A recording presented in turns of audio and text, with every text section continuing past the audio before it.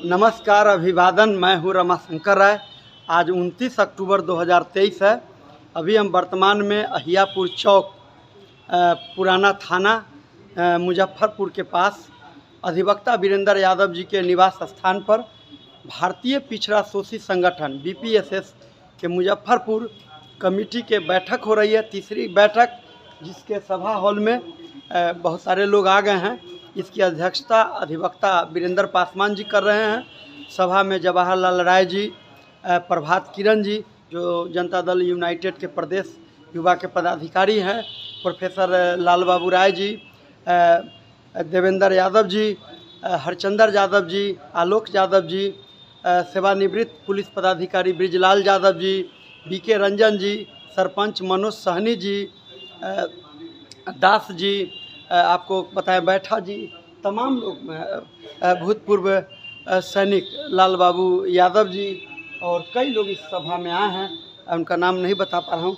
सबसे बेहतरीन बात है, दीप लाल राय जी जनहित अभियान के जो राष्ट्रीय संयोजक हैं, राजनारायण जी सभा बैठक को संबोधित कर रहे हैं। आइए मैं उनको सुनता हूँ।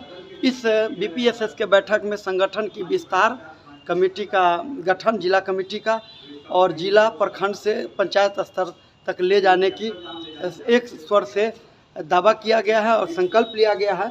अभी हम आइए सुनते हैं राजनारायण जी को। उपस्थित सदस्य हैं, दर्जनों सदस्य इसमें उपस्थित है। यूनिवर्सिटी में रिजर्वेशन लग गई, धड़ल्ले से प्रिंसिपल एडमिशन नहीं लेता, जांच में पाया जाता, कुछ नहीं होता। अच्छा ठीक है, इस सत्र में नहीं हुआ, अगले सत्र में कर देंगे। न्यायालय का रुख इस पर स्पष्ट नहीं है। तमाम तरह की इस तरह के व्यवधान हैं और आरक्षण का इम्प्लीमेंटेशन इतने वर्षों के बावजूद भी नहीं है। तो जब मैं नजदीक से देखा तो मेडिकल राजनारायण जी के बातों को सुनते हैं। वहाँ भी सबसे पहले आंकड़ों का घोर अभाव है। तब लगा कि आंकड़ों को इकट्ठा करने के लिए, एक बेहतर समाज को जानने के लिए एक वैज्ञानिक अध्ययन की जरूरत है। और जनगणना जो प्रत्येक 10 वर्ष में भारत में होती है, वैज्ञानिक अध्ययन के लिए होती है कि हमारे देश में भारत के नागरिकों की स्थिति क्या है। उसी के आधार पर हर तरह की योजनाएं निर्धारित होती है और बनाई जाती है। तो हमने कहा पिछड़े वर्ग को तो अंधेरे में रखा गया, और ये सवाल को उठाया और इस सवाल को लेकर बुद्धिजीवियों को इकट्ठा पहले किया। कोई इस पर समर्थन नहीं दे रहा था उस दौर में। मैं जितने सांसदों से मिला, कोई भी इस पर तैयार नहीं होता था शुरू में बात करने के लिए। लोग कहते थे कि देश 20वीं 21वीं सदी क्रॉस कर रही है, शताब्दी आगे निकल गई, आप 16वीं और 17वीं शताब्दी की आज बात कर रहे हैं। तो मुझे बड़ा आश्चर्य लगता था कि ये तो बीमारी दूर करने का एक गजब का फॉर्मूला, लोग समझ नहीं रहे। लेकिन मैंने समझाना शुरू किया। तो इसके लिए हम लोगों ने सबसे पहले बुद्धिजीवियों को इकट्ठा किया और उन्हें प्लेटफॉर्म पर ले आया। और 2009 में दिल्ली के कॉन्स्टिट्यूशन क्लब में एक बड़ी बैठक की, और देश भर के इंटेलेक्चुअल है, चाहे JNU के डीन रहे हों, BHU से रहे हों, एम्स से रहे हों, दिल्ली विश्वविद्यालय से रहे हों, अलीगढ़ मुस्लिम यूनिवर्सिटी से रहे हों, साउथ की यूनिवर्सिटी से रहे हों, नॉर्थ की यूनिवर्सिटी से रहे हों, और पॉलिटिकल थिंकर, सोशल थिंकर और सोशलिस्टों को इकट्ठा किया। तो एक ताकत बनी। इस सबने जाति जनगणना का जोरदार वकालत किया और समय की आवश्यकता को समझते हुए उसका समर्थन किया। फिर हम लोग सांसदों को समझाना जब शुरू किया उस विषय को लेकर, तब ये बात बन गई और 2010 में हम लोग कामयाब हो गए। बड़ी डिबेट हो गई। अब उस समय दिक्कत आई जब हम लोगों ने काम शुरू किया, तो लालू जी के पास में खूब बैठता उठा था। उनको समझाया, मानने को तैयार नहीं। शरद जी को बोलूं वो तैयार नहीं, मुलायम सिंह को बोलूं वो तैयार नहीं, मायावती जी को बोलूं वो तैयार नहीं, हुकुमदेव जी यहीं से थे उनको भी बताया, वो भी तैयार नहीं। एक गोपीनाथ मुंडे होते थे, उनको भी कहा कि हाउस में बोले आया कौन। एक उत्तर प्रदेश का गडेरी जाति का रहने वाला राजा राम पाल कांग्रेस पार्टी के टिकट पर थे, लेकिन जुझारू आदमी थे वो। हमने कहा पाल साहब देखिए, सबसे ज़्यादा दयनीय स्थिति आप गडेरियों की है देश में। मैंने किसी तरह से उत्प्रेरक के तौर पर उनकी जाति को सामने लाके खड़ा किया। हम क्या आप देखते नहीं क्या स्थिति है, आज भी आप कहते हैं। ये सवाल बहुत जरूरी है, जिसको उठाना जरूरी है सदन में। कहा नहीं हमारा टिकट काट देगा। हम तो आप इतना बहादुर आदमी है, टिकट की बात सोच रहे हैं। खैर वो मान गए कि इस सवाल को हम खड़ा करेंगे। तो उन्होंने कहा लालू जी से क्यों नहीं बात करते हैं, ये लोग तीनों बड़ा नेता अगर एक साथ आ जाएगा तो हम लोग सब साथ हो जाएंगे। तो धीरे धीरे हमने संख्या बनाना शुरू किया। फिर हम पहुंचे सबके पास, तो लगभग 200 सांसद इस बात पर सहमत हो गया। उन्होंने हमारी पिटीशन पर साइन किया और तब हम शरद यादव जी के पास भी पहुंचे। हमने कहा कितने लोगों का हाउस में समर्थन मिल गया, जो भी व्यक्ति इसको खड़ा करेगा ये सब लोग पीछे से खड़ा हो जाएंगे। फिर हम लालू जी के पास गए, लोग आपस में बात तक नहीं करते थे तीनों, इतनी ज़मीन की झगड़ा थी इनकी, मुझे लगता था कितना ज़मीन है इनका जिसकी झगड़ा है इनका, कोई आपस में बात ही नहीं करना चाहता था। शरद जी सबसे कोशिश करते थे, लेकिन उन्हें सब दोनों लीडर मुलायम सिंह भी और लालू जी भी उनका फ़ोन नहीं उठाता था सब। मैं कई बार प्रत्यक्ष हुआ रहा हूँ, जब मैं कहता था सर आप बात कर लीजिए ना एक कदम, आप तो सबको उठाने वाले लोग हैं, तो फ़ोन मिलाते थे लेकिन लोग फ़ोन नहीं उठाता था। फिर हम संवाद ले लेकर गए, आज शरद जी नहीं है, मुलायम सिंह भी नहीं है, लेकिन ये सत्य बात है, लेकिन लालू यादव जी जिंदा हैं। अगर मेरी बात आप लोगों के माध्यम से या जिस भी तरह से उन तक पहुँचे तो उनकी आत्मा कहेगी कि ये बात सत्य है या गलत है। तो उन्होंने कहा कि अरे शरद जी ने डिप्लोमेट छोड़ दिया राजनारायण को, जहाँ जाता है डिप्लोमेट की भूमिका निभाता है, जहाँ जाता है डिप्लोमेट की तरह बात करता है। तो खैर सब मिलने लगे, बात करने लगे और सदन में ये बात आ गई और जाति जनगणना की घोषणा पार्लियामेंट से डिबेट होकर खड़ी होकर आ गई देश के अंदर। अब जब हाउस में चर्चा होकर जनगणना की बात खड़ी हो गई तो प्रणब मुखर्जी और उस समय बीजेपी और कांग्रेस सब का जो भी इंटेलेक्चुअल जो था वो सब अपर कास्ट के लोग थे। पिछड़े वर्ग का सब नेता को समझता था कि लोग बौद्धिक है ही नहीं। इवन शरद यादव जी को भी लोग मानता था कि बहुत बुद्धिजीवी लोग को नहीं होता है। तो जाति जनगणना की पूरी कवायद को फंसाने के लिए प्रणब मुखर्जी ने पूछ दिया कि भाई मुलायम सिंह जी कैसा जाति जनगणना आप चाहते हैं इस देश में। सरकार मान गई। अब आप सदन को बताइए कि जिस तरह का आप चाहते हैं हम देश में उसी तरह का जनगणना करा देंगे। आपने कोई फॉर्मेट बनाया है, आपने कुछ प्रोसेस बनाया है, प्रक्रिया बनाया है कि कैसे करना है, सरकार तैयार है। हाउस में वक्तव्य आपको मिल जाएगा जब कभी स्टडी आप करेंगे तो। अब मुलायम सिंह जी फंस गए तो मुलायम सिंह ने हाउस में कहा कि हम लोग के बौद्धिक लीडर शरद यादव जी हैं और मुलायम सिंह के इस प्रस्ताव और इस वक्तव्य का लालू जी ने भी समर्थन किया और हाउस का हर लीडर समर्थन कर दिया कि शरद जी बताएंगे कि किस तरह का प्रारूप, किस तरह का जनगणना हम इस देश में चाहते हैं। अब शरद जी को भी ये पता नहीं था। अब इन लोगों ने चुन लिया नेता, शरद जी उठे और हाउस चूंकि लंच आवर हो रहा था तो हाउस एडजॉर्न हो गई, भोजन पर मध्याह्न हो गया। शरद जी ने कहा कि भाई तो मामला फंस गया। हमने क्या कहा कि प्रणब मुखर्जी तो फंसा दिया, फिर कैसा जनगणना चाहते हो तुम लोग, ये तुम्हारा ही मुहिम है, तुम ही सबको इकट्ठा किया है और बताओ बेसर हो जाएगा, ये प्रारूप बना हुआ है। तो कहा हाउस में जवाब दे दूं? हमके बिल्कुल जवाब दीजिए। कहा कल टेबल कर दिया जाएगा पार्लियामेंट में। शरद जी का वक्तव्य है सदन के अंदर कि हम लोग जिस तरह का जनगणना चाहते हैं हमारे पास पूरी प्रारूप बन के तैयार है और सदन में हम कल वो प्रारूप का पेपर टेबल करेंगे। ताली बजाइए, वाह क्या शानदार, बहुत खूब। और शरद जी जब उस प्रारूप पर को लेकर सदन में गए तो उसमें लालू जी का साइन है, मुलायम सिंह का साइन है, शरद जी का साइन है। इस तरह से करके उस समय की पार्लियामेंट में 30 पार्टियां रिप्रेजेंट कर रही थी, 300 पार्टी का साइन है उस पर, उस फॉर्मेट पर। इसको प्रधानमंत्री खारिज नहीं कर सकते हैं, ये जरूर डॉक्यूमेंट रखी हुई होगी। अगर उस प्रारूप में इस देश का मतलब राष्ट्रीय स्तर पर जनगणना हो गया होता तो इस देश के बहुजन समाज के विकास की तस्वीर कुछ और होती। लेकिन जब वो प्रारूप चला गया तो अध्ययन के लिए भेज दिया गया सेंसस डिपार्टमेंट को और सेंसस कमिश्नर साउथ इंडियन ब्राह्मण बैठा हुआ था। उसने सरकार को समझाया कि सर आप फंस गए, आपने सदन के अंदर ऐसी बात उठा के फंस गए तो ये सब जीत गया पिछड़ा, इसको किसी तरह से ड्रिल्ड किया जाए। और सारे चाहे भाजपा के हों, भाजपा में वकालत अरुण जेटली जी ने किया, सुषमा स्वराज ने किया, ऐसे से कई नेताओं ने, और कांग्रेस पार्टी के कई नेताओं ने, जिसमें चिदम्बरम प्रणब मुखर्जी की बड़ी भूमिका रही, जयराम रमेश की बड़ी भूमिका रही, मणिशंकर अय्यर की बड़ी भूमिका रही। ऐसे ऐसे तमाम नेता मिलकर इसको ड्रिल करने की कोशिश किया। हमारा नेता सब रिलैक्स हो गया कि हमने तो एकदम बड़ा काम कर लिया, बाजी मार गए। मैं चिल्लाता रहा, सभाएं करता रहा, हमारे नेता हमारे कार्यक्रम में आते रहे, लेकिन जिस फोर्स के साथ उसमें पार्लियामेंट में दबाव बनाई वो लोग दबाव नहीं बनाए। उन लोगों को वो लोग समझा दिया करे सर हो जाएगा, आप चिंता क्या कर रहे हैं, हमने जनगणना ही से तो अलग किया है, हम करेंगे वैसे ही, उसी फॉर्मेट में करेंगे। इन लोगों को अपने विश्वास में लेता रहा, ये लोग समझे नहीं, चुप हो गए सब के सब। अगर एक जोर सब मिलके उसमें भी लगा देता, बस शरद जी सिर्फ लगाते रहे, इन लोगों ने साथ नहीं दिया। इन सबको कांग्रेस और बीजेपी धीरे धीरे फोड़ दी, चाहे वो लालू जी हों, चाहे मुलायम सिंह हो, और चाहे जितने सारे नेता उसमें शरद जी के साथ खड़े थे। शरद जी हाउस में अकेले बोलते थे, हाउस एडजॉर्न हो जाता था, सरकार का कोई जवाब आ जाता था।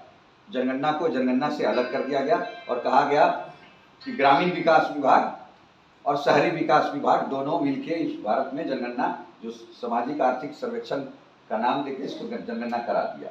हम लोगों ने सवाल खड़ा किया, इंडिया टुडे में उस समय भी छपी थी कि सरकार ने जो अब कवायद शुरू किया है, जनहित अभियान के वैचारिक आंदोलन के परिणाम स्वरूप जो ये वातावरण बनी देश में, और सरकार ने भी 3,500 करोड़ का जो बजट निर्धारित किया वो सब बेकार चला जाएगा।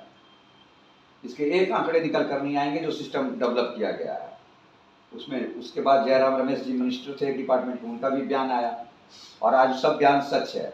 और मैं तो जयराम रमेश जी को भी पहुंचा चुका ये बात। आज वो सुन रहे होंगे, जहाँ भाई रामाशंकर जी दिखा रहे हैं, ये बात पहुंच रही होगी देश भर में। तो उस समय तो स्वीकार नहीं किया, अब तो सब स्वीकार करके अब तो उनके गले से ही जैसे लग रहा है कि नहीं अंदर जा रहा, ऊपर ही ऊपर खूब बक रहे हैं ये लोग सब मिलकर। लेकिन जब उनको समय था, जब उनके पास ताकत थी, सब कुछ था, हो जाना चाहिए था। सरकार बदल गई, सरकार आ गई नई 2014 में। इस सरकार ने भी लगभग 1,500 करोड़ रुपया और सैंक्शन कर दिया, तो लगभग 5,000 करोड़ रुपया इस जाति जनगणना के नाम पर इस देश का जनता की टैक्स का पैसा को बर्बाद कर दिया इन लोगों ने। अब चूंकि कवायद गलत हुई थी, दोष दे दिया सब बीजेपी को। अरे बीजेपी उसमें उतनी दोषी है तो उससे ज्यादा दोषी कांग्रेस भी है। एक नाग तो दूसरा सांप, सांप नाथ नाग नाथ दोनों हैं ये। जब इसके पास गया तो इसने टाल दिया, और टाला जब स्टडी करने लगा इसमें भाई मामला क्या है, तो हम लोगों ने 2015 में एक बड़ा सम्मेलन किया जिसमें भारतीय जनता पार्टी के भी कई वरिष्ठ नेता सांसद पहुंचे, कांग्रेस के भी पहुंचे, अन्य दल के लोग भी पहुंचे। तो वहां जब सरकार तक ये बात पहुंची तो सरकार के मंत्री ने प्रेस कॉन्फ्रेंस करके गृह मंत्री के द्वारा बयान दिलाया गया कि इस पूरी कवायद में लगभग 9 करोड़ से अधिक गलतियां होंगी ये डाटा को संग्रह करने में। 9 करोड़ से अधिक, 9 करोड़ से अधिक गलतियां, ये सरकार के स्टेटमेंट है। और चूंकि इतनी गलतियां होंगी तो जाति आधारित गणना की इस आंकड़े को जारी नहीं किया जा सकता। आने वाले 2021 की जब जनगणना का समय आएगा तो हम ओबीसी की गणना कर लेंगे। हम लोगों ने विरोध किया कि ओबीसी की गणना की हमें जरूरत नहीं है। हम तो, मुझे तो मालूम है कि मैं कितना हूँ। हमें जरूरत है कि इस देश के संसाधनों पर कब्जा किसका है, इस देश के मलाईदार पदों पर कब्जा किसका है, जुडिशरी में कब्जा किसका है, इस देश के संसाधनों पर कब्जा किसका है, ठेका पट्टी में कब्जा किसका है, बैंक के लोनों में कब्जा किसका है। हमें तो सब तरह के आंकड़े चाहिए और उसमें कौन किस जाति धर्म संप्रदाय समूह के लोग हैं। तो हमें तो फुल कास्ट बेस्ड सेंसस चाहिए, हमें नहीं चाहिए ओबीसी सेंसस। गृह मंत्री के बयान के बाद हम लोगों ने इस तरह का वक्तव्य जारी किया, लेकिन सरकार को कराना नहीं था। हमारे नेताओं ने मांगना शुरू कर दिया, भाई आप वही आंकड़ा दे दीजिए। अरे जब आंकड़ा ही नहीं है, सरकार ने वक्तव्य दिया, इन लोगों ने दबाव नहीं बनाया कि भाई आप जनगणना कराइए। बीजेपी से आप लगातार देखे होंगे, चाहे हमारी जितने सामाजिक न्याय के मूल्यों पर बनी पार्टियां हैं, समाजवादी आंदोलन के बाद बनी जितनी भी पार्टियां जो अपने को समाज का सबसे बड़ा उद्धारक समझता है, इन्होंने जाति जनगणना की मांग नहीं किया। इन्होंने कहा आंकड़ा जारी कर दिए। लालू जी को समझाया गया कि सर आप क्या बक रहे हैं, फालतू चीजें, आप जनगणना कराने के लिए दबाव बनाइए। लेकिन वो आज भी जाति जनगणना अब जाके बोलना शुरू किया है कि जाति जनगणना इस देश में कराएंगे, जाति जनगणना। हम लोग की पावर आई, हम लोग सत्ता में आए, तो इतने वर्षों से हम लोगों के बोलने के प्रयास के बाद हम तमाम साथी इस बिहार के जिले जिले में घूम घूम के चिल्ला के उन तक आवाज पहुंचा रहे हैं कि भाई आंकड़ा तो कूड़ा करकश हो गया, जिसमें इतनी गलतियां हो गई, उस आंकड़ों का क्या। आप सरकार चाहे तो 1 महीने में पूरे देश में जाति आधारित जनगणना संपन्न करा सकती है, जैसा कि बिहार सरकार ने करा दिया। तो आप पूरे देश में जाति आधारित जनगणना कराने की मांग कीजिए, वो भी सेंसस डिपार्टमेंट से करिए। अगर फिर अलग हुआ जाति आधारित जनगणना, सेंसस, यह काम देश में सेंसस डिपार्टमेंट का है, उसकी देखरेख में जनगणना अधिनियम 1948 के तहत इस देश में जाति आधारित जनगणना होनी चाहिए। माननीय लालू जी, अगर आप बेहद ईमानदार हैं तो आप यह मांग कीजिए और बताइए देश की जनता को और राज्य की जनता को। आप इस तरह का बयान क्यों नहीं देते हैं? आप इस तरह का बयान दीजिए कि हमारी सरकार बनती है तो सेंसस डिपार्टमेंट जनगणना अधिनियम 1948 के तहत इस देश में हम फुल कास्ट बेस्ड सेंसस करेंगे। लेकिन आप ऐसा नहीं बोल रहे हैं।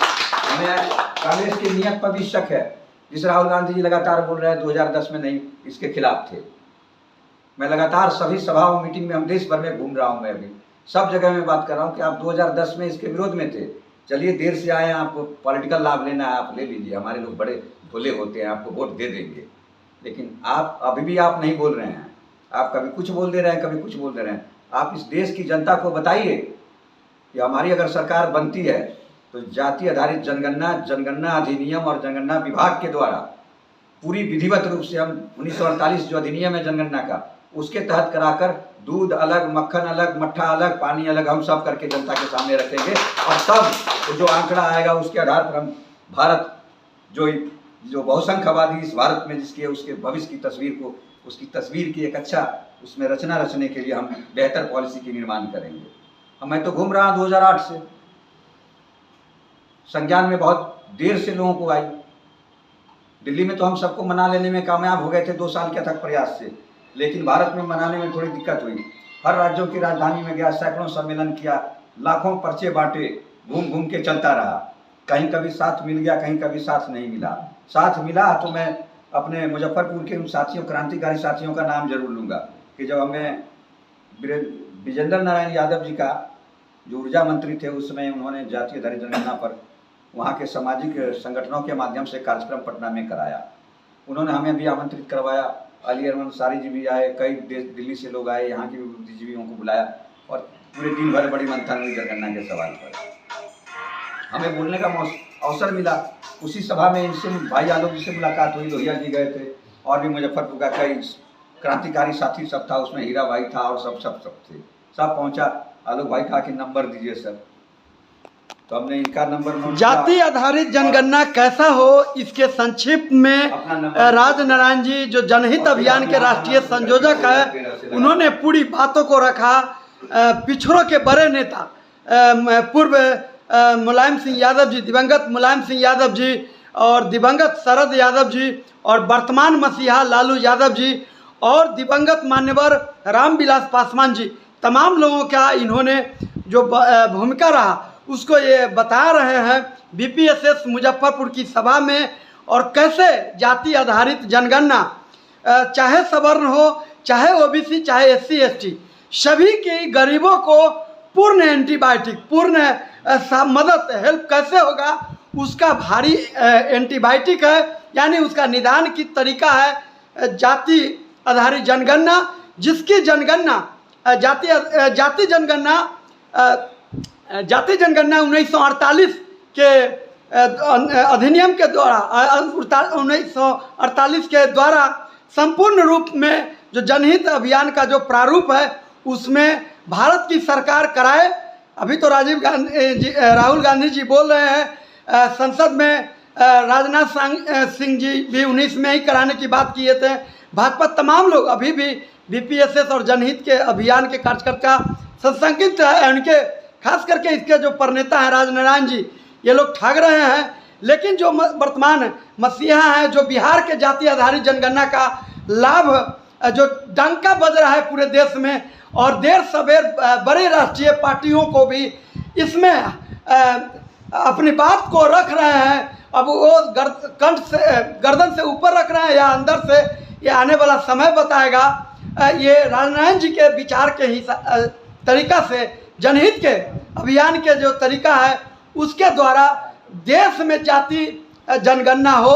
ये बीपीएसएस के सदस्य मुजफ्फरपुर की धरती से ताली बजाकर स्वागत करते हुए, और इसी तरह से माननीय लालू यादव जी और नीतीश कुमार जी, बिहार के मुख्यमंत्री नीतीश कुमार जी, दोनों को इस बैठक में और तेजस्वी प्रसाद यादव जी, जिन्होंने बोला था कि पाटलिपुत्रा से दिल्ली अगर नहीं मानेगा बात तो मैं पैदल मार्च करूंगा, तब सिंहासन डोल गया था।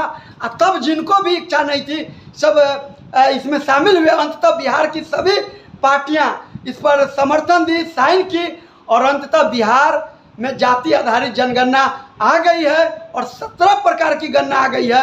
इससे भी बड़ी जो जनहित अभियान का फॉर्मेट है उसके आधार पर भारत सरकार कराए। और इन्हीं शब्दों की मांग के साथ जनहित अभियान के जो राष्ट्रीय संयोजक हैं, सभा में हम लोग स्वागत किए हैं और इनको अभिनंदन किए हैं। और वैशाली संसदीय में खास करके ये गांव-गांव, बूथ तक जा रहे हैं अभी कॉन्शियस लोगों के बीच जा रहे हैं, ताकि ये अभियान ये बड़ा रूप कैसे ले उसको बताया जाएगा। आपके समक्ष RSR लाइव के माध्यम से रमाशंकर राय, जय विज्ञान जय संविधान। और ये जो वीडियो है उसको अधिकतम लोग अपने लोगों के पास, जो ओबीसी, एससी, एसटी और माइनॉरिटी के लोग हैं, सिखिज्म है, बौद्धिज्म है, जैनिज्म है, इस्लाम के लोग हैं, तमाम लोग इसको ले जाएं और उनको ये वीडियो को शेयर करें, लाइक करें और कमेंट करें, और बीपीएसएस और जनहित अभियान के इस कार्यक्रम को समर्पित करते हुए आगे बढ़ाएं। इन्हीं शब्दों के साथ रमाशंकर राय, जय विज्ञान जय संविधान जय भारत।